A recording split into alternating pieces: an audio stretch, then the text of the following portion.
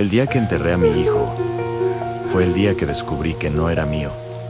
No sé cómo empezar esto. He escrito y borrado este texto unas 20 veces en los últimos 3 meses. Cada vez que creo que estoy listo para sacarlo, las palabras se me atascan en la garganta como si fueran vidrio. Pero necesito contarlo. Necesito que alguien, aunque sea un desconocido en internet, sepa lo que pasó. Porque la gente que me rodea solo conoce la mitad de la historia.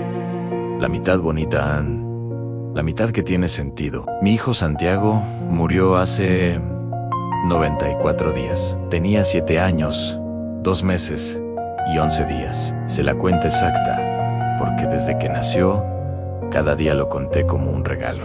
Era de esos padres intensos, de los que toman fotos hasta de la hora de dormir, de los que guardan cada dibujo del kinder como si fuera arte de museo. Mi esposa Laura siempre me molestaba por eso. Decía que era muy cursi, que relajara, que Santiago no se iba a ir a ningún lado. Me reía y le decía que algún día me lo agradecería cuando tuviéramos todos esos recuerdos guardados. Qué ironía más cruel, ¿verdad?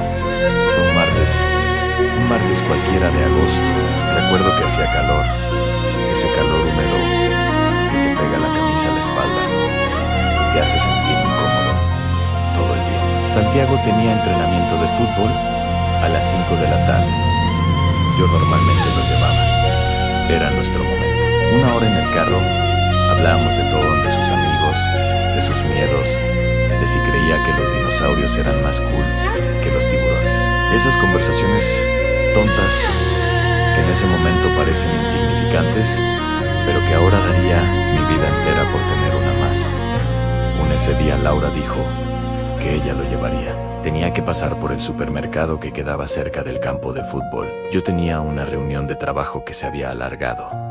Le dije que bueno, que no había problema. Santiago vino corriendo a despedirse, con su uniforme verde y blanco ya puesto, las medias hasta las rodillas, el pelo todavía mojado de la ducha. Me abrazó fuerte, como siempre hacía, y me dijo te amo, papá, antes de salir corriendo detrás de Laura.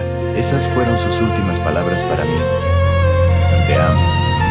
Papá, no puedo quitármelo de la cabeza, Ann. Como sonó su voz, el olor a champú de manzana que tenía su pelo, la sensación de sus bracitos flacos rodeando mi cuello. A veces, cuando cierro los ojos, puedo sentirlo todavía. Y otras veces, cuando los abro, me olvido por un segundo que se fue y busco el sonido de sus pasos corriendo por el pasillo. La llamada llegó a las 5:47 página. Emma, lo sé, porque miré mi teléfono pensando que era Laura diciéndome que llegarían tarde. Pero no era su número, Ann. Era un número desconocido. Algo en mi estómago se retorció antes de contestar. Es raro como el cuerpo sabe que algo terrible está por pasar, como si tuviera un sexto sentido para el dolor. Era un paramédico. Su voz sonaba entrenada para dar malas noticias, pero había algo ahí, una grieta en su tono profesional que me dijo todo lo que necesitaba saber antes de que terminara de hablar. Hubo un accidente. Una camioneta se pasó el alto, impacto lateral del lado del copiloto. Santiago estaba en el asiento trasero, del lado del impacto. Laura estaba herida pero consciente. En Santiago no respiraba. Recuerdo que las piernas se me doblaron, literalmente se me doblaron como si fueran de gelatina. Caí de rodillas en medio de la oficina y la gente corrió hacia mí. Alguien me quitó el teléfono, alguien más me ayudó a levantarme. Todo era borroso, como si estuviera bajo el agua. Escuchaba voces, pero no entendía las palabras.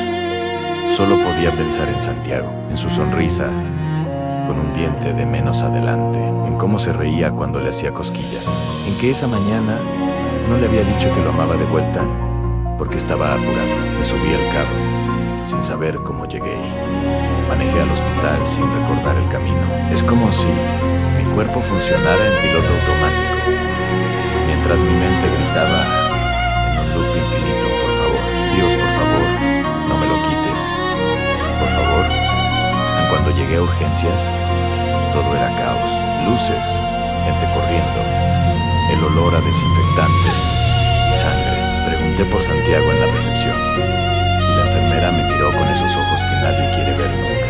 Esa mezcla de lástima y incomodidad. Me dijo que esperara, que el doctor vendría a hablar conmigo, que mi esposa estaba siendo atendida en otra sala. Esperé, no sé cuánto tiempo, pudieron ser 10 minutos o 3 horas. El tiempo dejó de existir.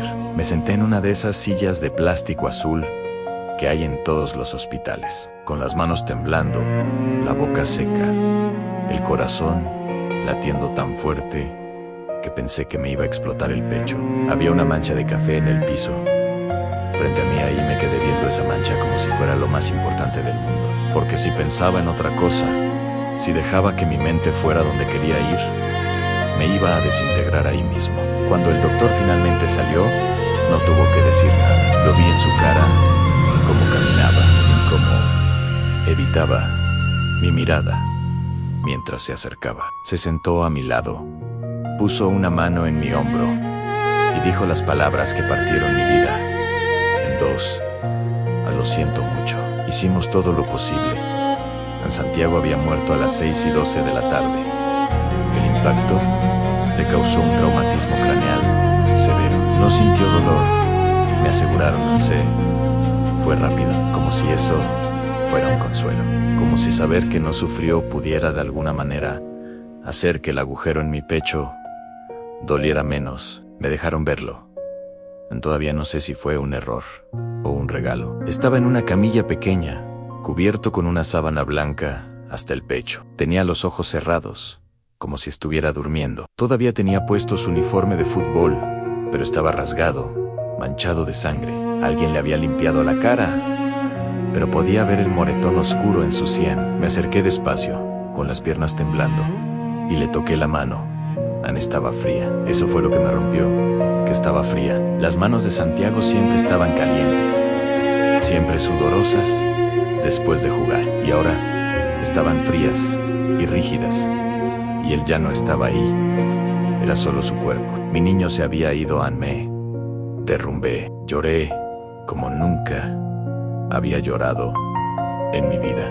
Me aferré a su mano y le pedí perdón una y otra vez por no haber estado ahí, por no haberlo protegido, por no haber sido yo el que lo llevara ese día. Y le dije que lo amaba, le dije que era el mejor hijo del mundo, le dije que no sabía cómo seguir sin él. Y en ese momento, mientras le sostenía esa mano fría, mientras el mundo se caía a pedazos a mi alrededor, no tenía idea de que todavía faltaba otro golpe, uno que haría que este dolor insoportable de perder a mi hijo pareciera solo el comienzo de la pesadilla.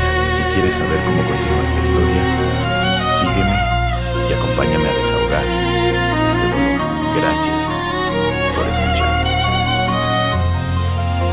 Una enfermera me sacó de la sala después de un rato. No sé cuánto tiempo estuve ahí, aferrado a Santiago, negándome a dejarlo ir. Me llevó a una sala pequeña, me dio agua que no pude tomar, me dijo cosas que no escuché. Todo lo que podía pensar era que mi hijo estaba muerto y que en algún momento tendría que levantarme de esa silla e irme a casa. Sin él, tendría que ver su cuarto vacío, en sus juguetes, su cama sin hacer, porque esa mañana salió apurado y yo le dije que la arreglara después. No habría un después para Santiago. Me preguntaron si quería ver a Laura. Dijeron que estaba estable, que tenía una fractura en el brazo y algunas costillas rotas, pero que estaría bien. Asentí, sin pensar. Caminé por los pasillos del hospital como un zombie, siguiendo a la enfermera hasta otra sala de urgencias. Laura estaba en una cama, conectada a un suero, con el brazo izquierdo enyesado y la cara llena de moretones. Cuando me vi entrar, sus ojos se llenaron de lágrimas. Lo siento, susurró. Lo siento mucho. Me senté junto a ella y nos abrazamos. Bueno, ella me abrazó con un brazo y yo traté de no romperla mientras llorábamos juntos. No hablamos mucho. ¿Qué se puede decir? Nuestro hijo había muerto. No había palabras para eso. solo dolor, dolor puro y crudo que nos atravesaba a ambos. Los doctores entraban y salían. Le hacían preguntas a Laura sobre el accidente. Ella les contaba entre sollozos a la camioneta que se pasó el alto, cómo no tuvo tiempo de reaccionar, el sonido del impacto, cómo llamó a Santiago y él no respondía. Yo escuchaba todo como si estuviera en una película, como si le estuviera pasando a otra persona. En algún momento, un doctor diferente entró. No era el que me había dado la noticia sobre Santiago. Era más joven. Traía una carpeta en las manos y parecía incómodo. Le pidió a Laura que le explicara su tipo de sangre, porque habían hecho unos análisis de rutina después del accidente. Algo estándar para descartar hemorragias internas. Laura le dijo que era O positivo. Yo también lo sabía. Recordaba cuando estaba embarazada y me lo había dicho. Yo soy AB negativo. Algo raro. Siempre bromeábamos con que Santiago había sacado la sangre de su mamá. Lo común. Lo normal. El doctor frunció el ceño. Miró sus papeles. Luego me miró a mí y preguntó mi tipo de sangre. Le dije en AB negativo. Anotó algo. Hubo un silencio incómodo. Luego dijo algo sobre que necesitaban hacer unas verificaciones adicionales en el laboratorio porque había inconsistencias en los registros de Santiago. En ese momento no le presté atención. Estaba demasiado destruido como para procesar lo que estaba diciendo. Laura tampoco reaccionó. Estábamos los dos perdidos en nuestro dolor, en la realidad aplastante de que tendríamos que planear un funeral para nuestro hijo de 7 años. Pasaron 2 horas, tal vez 3. El tiempo no significaba nada. Laura se quedó dormida por los analgésicos. Yo me quedé ahí sentado, viendo la pared, tratando de entender cómo mi vida había cambiado tanto en cuestión de horas. Esa mañana había sido un papá normal, preocupado por reuniones de trabajo y por llegar temprano a casa. Ahora era el padre de un niño muerto. El doctor joven regresó. Esta vez venía con una doctora mayor de pelo gris y lentes. Se veían serios, demasiado serios. Me pidieron que saliera con ellos al pasillo. Le eché un vistazo a Laura, que seguía dormida, y lo seguí. Lo que me dijeron a continuación cambió todo. Habían hecho una prueba de sangre de rutina a Santiago cuando llegó al hospital. Protocolo estándar en accidentes con trauma severo. Los resultados mostraron que su tipo de sangre era positivo.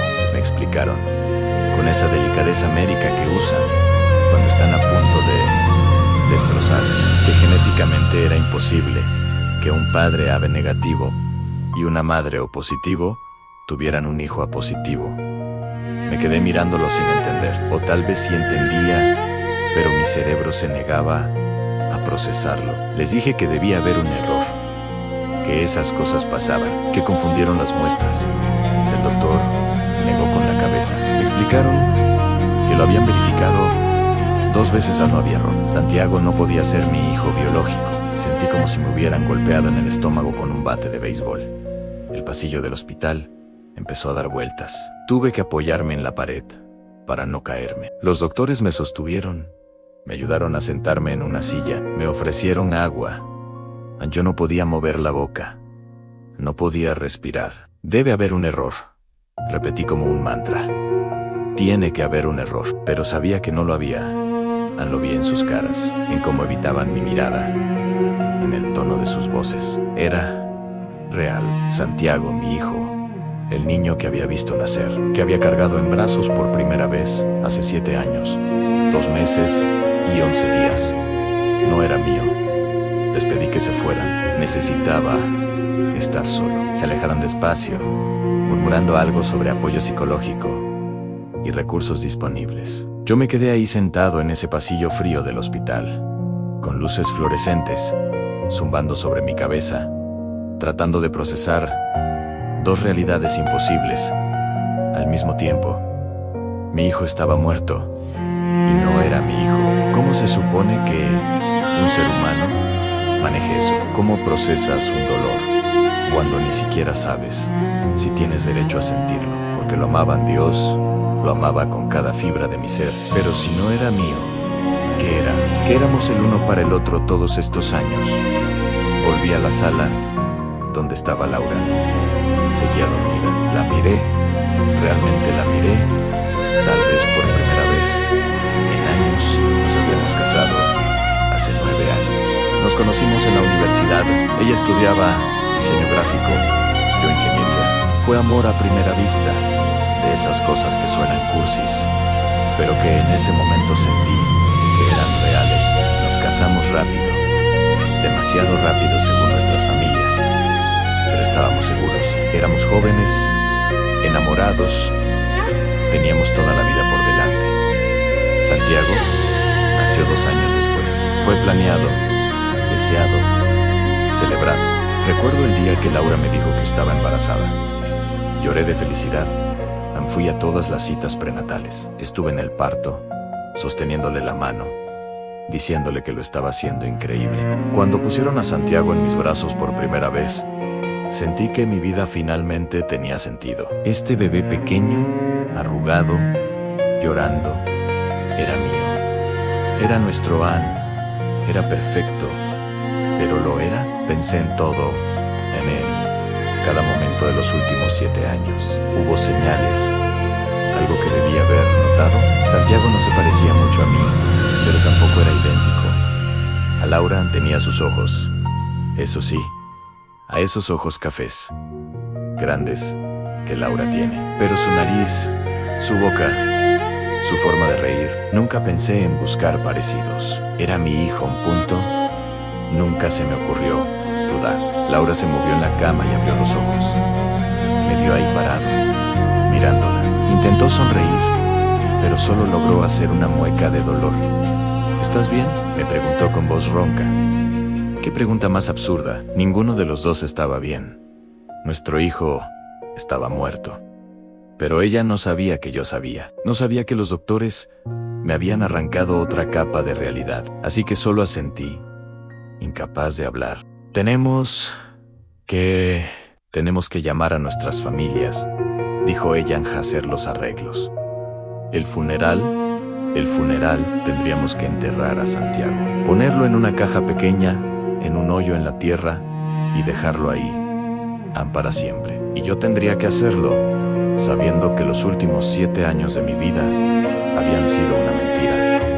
Laura, dije finalmente. Mi voz sonaba extraña, como si perteneciera a otra persona. Necesito preguntarte algo. Ella me miró con esos ojos hinchados de llorar. ¿Qué? Los doctores me dijeron algo sobre los análisis de sangre de Santiago. Vi cómo su cara cambiaba. Fue sutil, tan sutil que si no lo hubiera estado observando con tanta intensidad, no lo habría notado. Pero lo vi en un flash de pánico, de miedo, de culpa. Y ahí supe que ella sabía, que siempre había sabido. El silencio que siguió fue ensordecedor. Laura me miraba y yo la miraba a ella, y entre nosotros había 7 años de mentiras, un hijo muerto y una verdad que ninguno de los dos quería decir en voz alta. Podía ver su mente trabajando, buscando una salida, una explicación, algo que pudiera suavizar lo que estaba a punto de salir de su boca. ¿Qué te dijeron?, preguntó finalmente. Su voz era apenas un susurro. Que Santiago no puede ser mi hijo biológico, dije. Las palabras me quemaron al salir. Algo sobre tipos de sangre incompatibles, que es imposible. Laura cerró los ojos. Una lágrima rodó por su mejilla.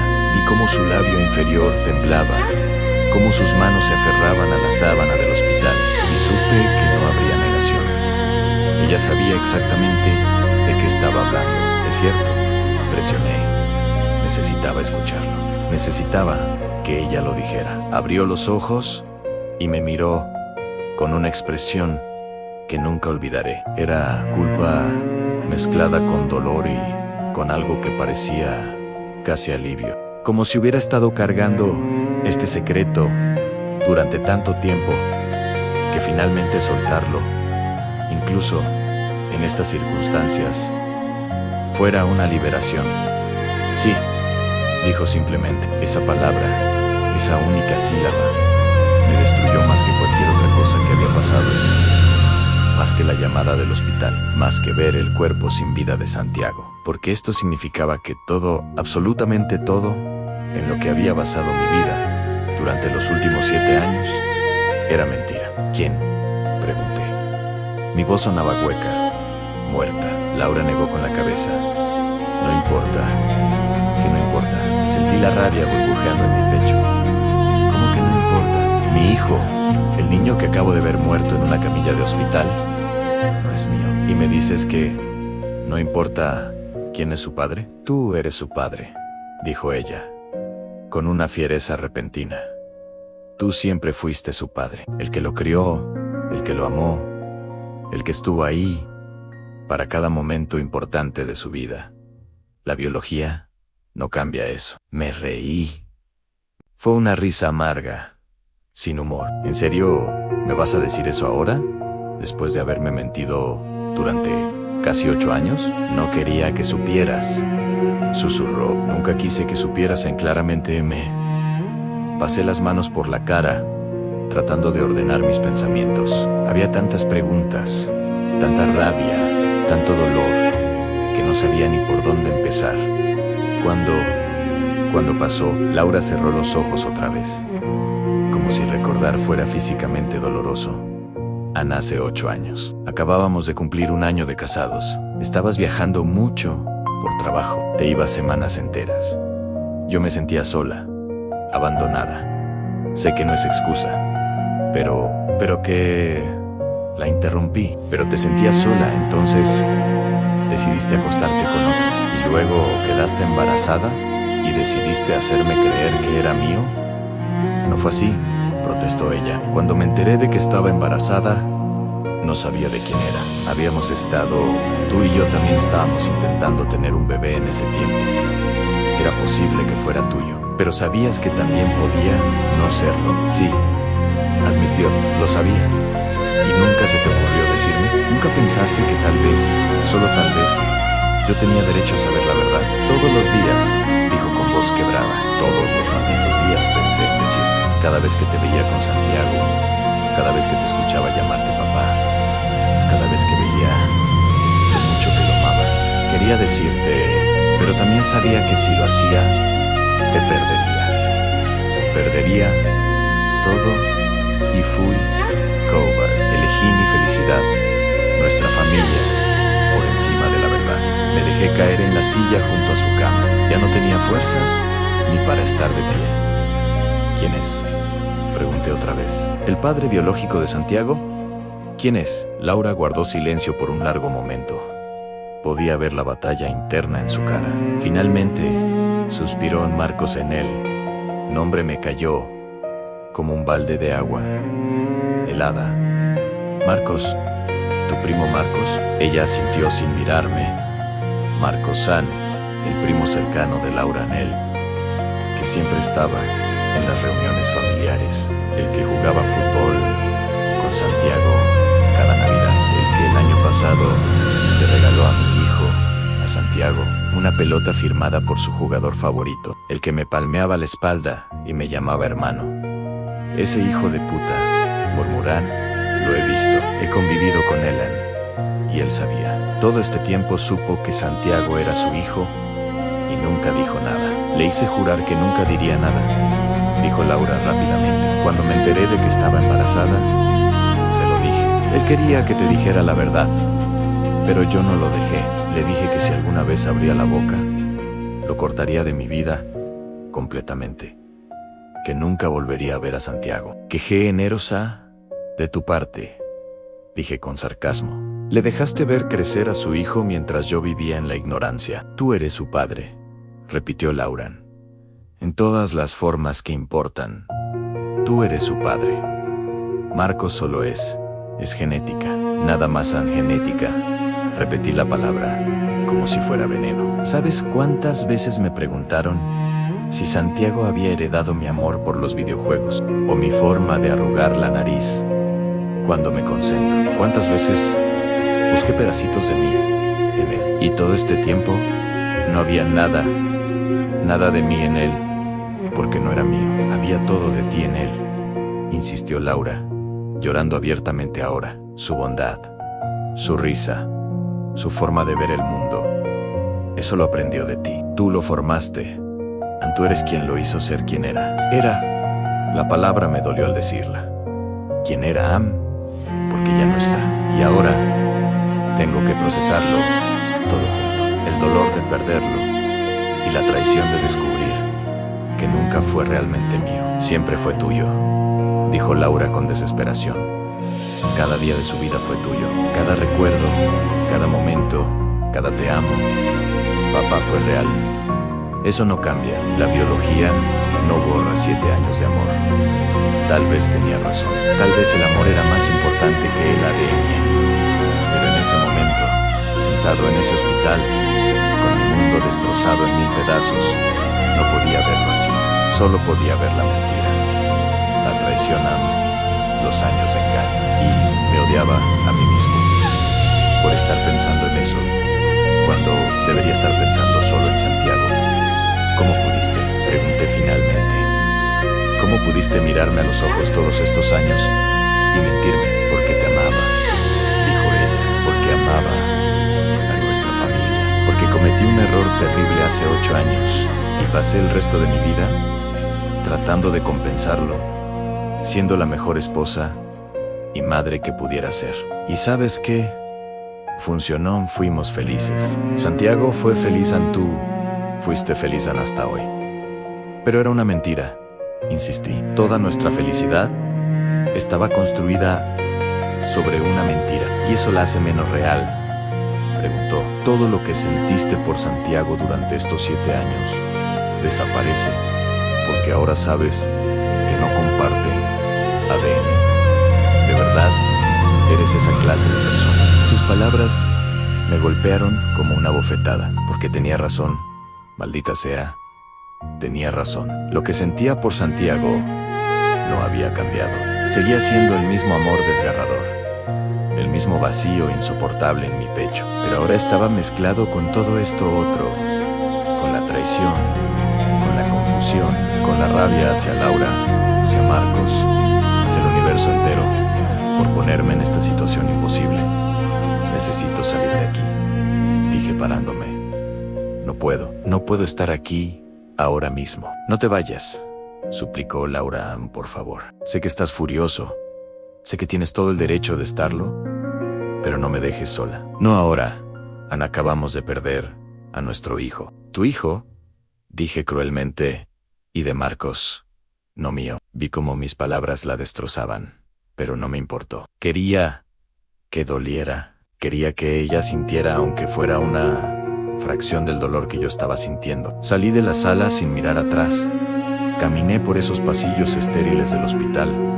Pasé frente a la sala, donde el cuerpo de Santiago todavía estaba, y seguí caminando hasta llegar al estacionamiento. Me subí a mi carro, y ahí finalmente me permití desmoronarme completamente. Lloré hasta que no me quedaron lágrimas. Grité hasta quedarme ronco. Golpeé el volante hasta que me dolieron las manos. Y cuando ya no me quedó nada adentro, me quedé ahí sentado en silencio, viendo la noche caer sobre la ciudad, preguntándome cómo demonios iba a sobrevivir a esto. Los días que siguieron fueron una pesadilla. Tuve que hacer todas esas cosas que se hacen cuando alguien muere: llamar a la familia, organizar el funeral, elegir un ataúd, escribir un obituario. Cada tarea era una tortura, cada decisión imposible. ¿Qué traje le ponemos a Santiago? ¿Qué fotos usamos? ¿Qué canciones? Laura salió del hospital 2 días después.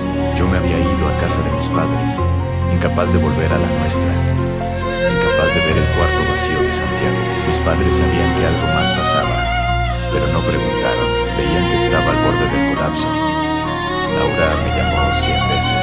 Me mandó mensajes rogándome que habláramos, que la dejara explicar. Ignoré casi todo.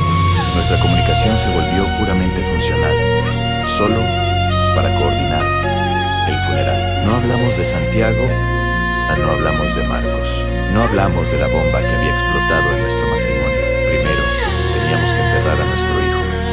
El día del funeral llegó demasiado rápido. Me puse el mismo traje negro de mi boda. La ironía no se me escapó. El mismo traje para el mejor y el peor día de mi vida. Me miré al espejo y no reconocí al hombre que me devolvía la mirada. Parecía un fantasma. La funeraria estaba llena. Amigos de la escuela de Santiago, padres de sus compañeros de fútbol, vecinos, familiares, todos vestidos de negro. Todos con esas caras de lástima que me hacían querer desaparecer. Me daban el pésame, me abrazaban, me decían lo mismo una y otra vez. Era un niño especial.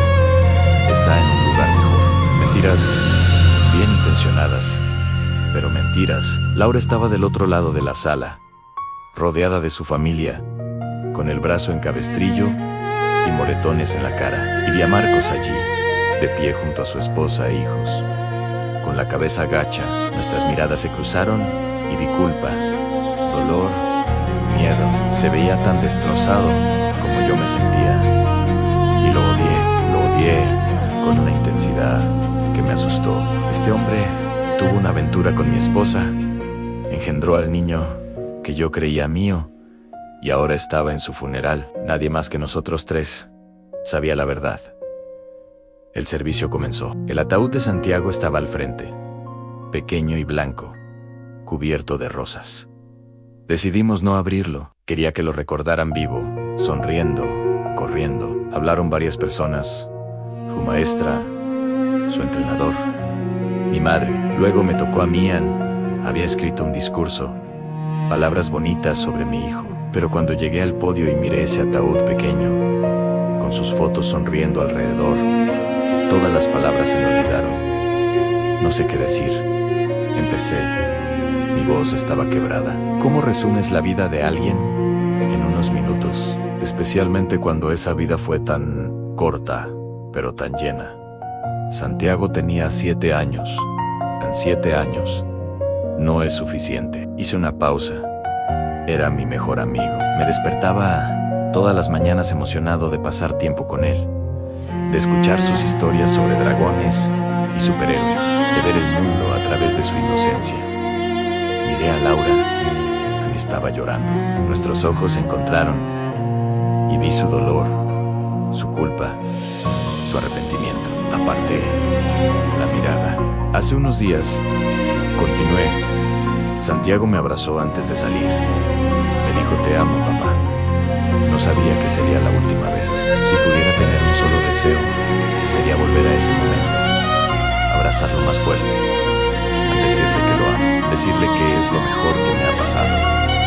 Decirle a mi voz se quebró, las lágrimas caían sin control. Decirle que sin importar nada, absolutamente nada, él siempre será mi hijo, a mi pequeño, mi todo.